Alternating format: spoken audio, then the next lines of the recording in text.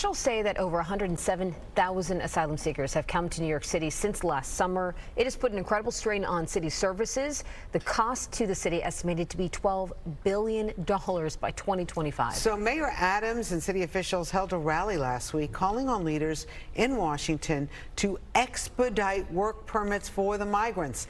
But a bipartisan group of city council members oppose this fast-tracked work visa, saying it would only give more incentive for people to come here. City council member Robert Holden is a member of the Common Sense Caucus of the city council. How many members are there to the A total of 8 out of 51. Out of 51. Right. Oh, gee. Okay. Nobody else has common sense in the city council? A few do, and we're trying to lure them into our caucus, but I don't know. So listen, really, what's going on? Why are you against expediting the work visas? It sounds good on the surface, because what are these people going to do? They need to work. I get that. But we also have something in New York City that nobody else has in the world, the right to shelter. So that's a great incentive to come here. You get free room and board. You get food. No other city offers this. We do, and that's the problem. The taxpayer is footing the bill. Where is this coming from? Because, you know, the mayor keeps saying that we're at a breaking point. Where is he taking the money to help this situation?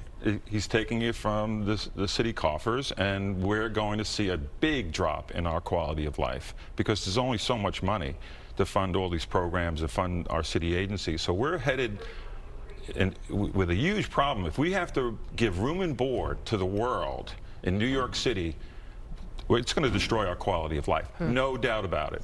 Well, the mayor is also asking the governor, how about we kind of push this right to shelter to the other counties upstate, throughout the state? The governor is saying that's not happening. No, and that's wrong too, because we're a right to shelter state. The lawsuit was against the governor in 1979 that really opened up the floodgates. But again, no other city offers this. We're the last city that should be housing everyone in the world, because the taxpayers are footing the bill. Go to any other city. They don't give you room and board automatically if you're an asylum seeker.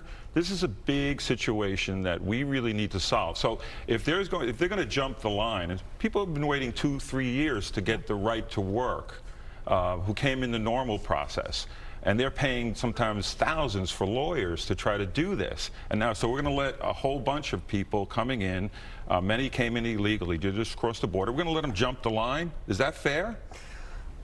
Paint a picture of what is going on in the city council, because you as a Democrat, maybe people wouldn't necessarily put your opinions as to what the Democratic values are in the rest of the city council, but what is it like being in the city council where most people are like, no, let's just keep them coming, we got to provide, this is part of the right to shelter? Where does that lead? Like being George Custer. You know, it really is. It's really, we're outnumbered, but that's why we call ourselves the Common Sense Caucus. People feel that's a crazy name, but you know what? When you come down to it, tell us the solutions. If you're going to let everyone come into New York City, what's the breaking point? 107,000, 207,000, a million? When does it end? At one point, we're going to have to say enough's enough, and turn the buses around. The mayor has said that so many times. Where does this money come from?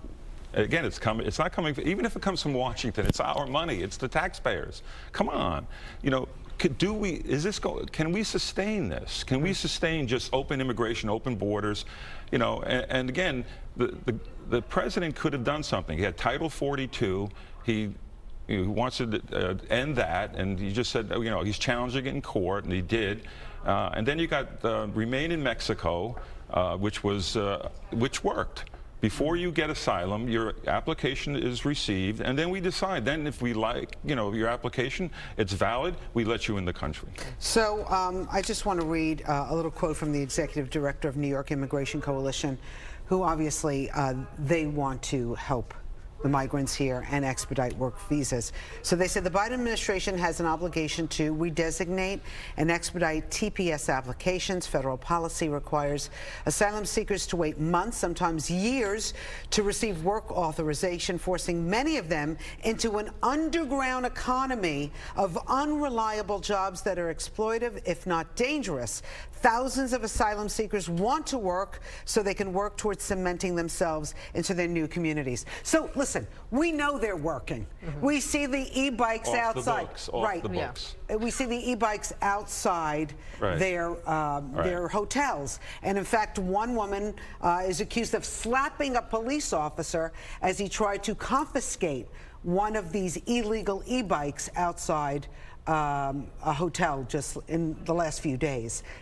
What do we do? I mean, we got to find a reasonable solution here. We have this Daniel Martinez guy that he came into the country at the end of June. And the next day, he started his crime spree.